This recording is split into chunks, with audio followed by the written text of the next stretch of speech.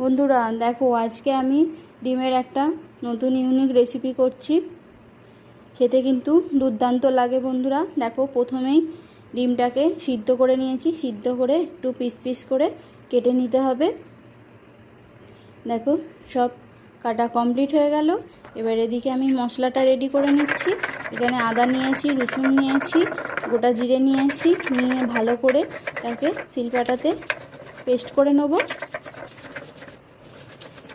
দেখো, এবার ওই মশলাটার মধ্যেই দিয়ে দিচ্ছি কালো সর্ষে। দিয়ে এটাকেও ভালো করে পেস্ট করে নিয়ে এবার ওটার সাথে ভালো করে মিশিয়ে নেব।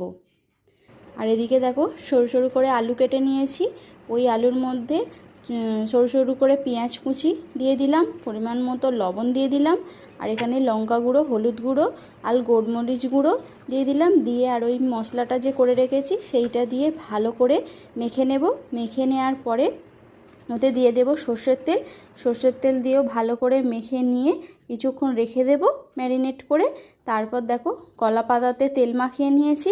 তেল মাখিয়ে এবার ওই আলু মাখাটা যে করে রেখেছি সেইটা ওর মধ্যে দিয়ে দিলাম। দিয়ে ডিমটা যে পিস পিস করে কেটে রেখেছি সেটাও ওর মধ্যে এবার দিয়ে দেব।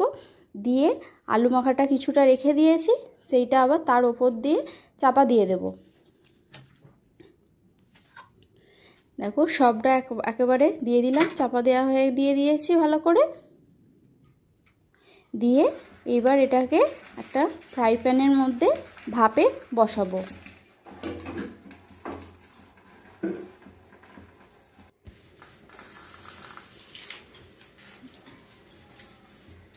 বন্ধুরা, এই রেসিপিটা কিন্তু অসাধারণ খেতে, দারুণ লাগে গরম ভাতের সাথে। দেখো, এক পিঠ হয়ে গেছে, অপর পিঠটা আবার উল্টে ওর মধ্যে দিয়ে দিয়েছি ভাপেতে। দেখো কত সুন্দর হয়েছে, আলুগুলো পুরো সফট হয়ে গেছে। আবার পরের পিঠটা দিয়ে আবার চাপা দিয়ে দিলাম। চাপা দিয়ে কিছুক্ষণ পরে নামাবো। দেখো, একদম হয়ে গেছে আমার কলা পাতাতে ডিম ভাপা। দারুণ বন্ধুরা, খেতে অসাধারণ। দেখো, এবার নামিয়ে নেব। ব্যাস, হয়ে গেল কলা পাতাতে ডিম ভাপা। বন্ধুরা, রেসিপিটা তোমাদের কেমন লাগলো জানিও। ভালো লাগলে অবশ্যই লাইক কমেন্ট করবে। আবার নতুন ভিডিও নিয়ে তোমাদের সামনে হাজির হয়ে যাব। Bye bye.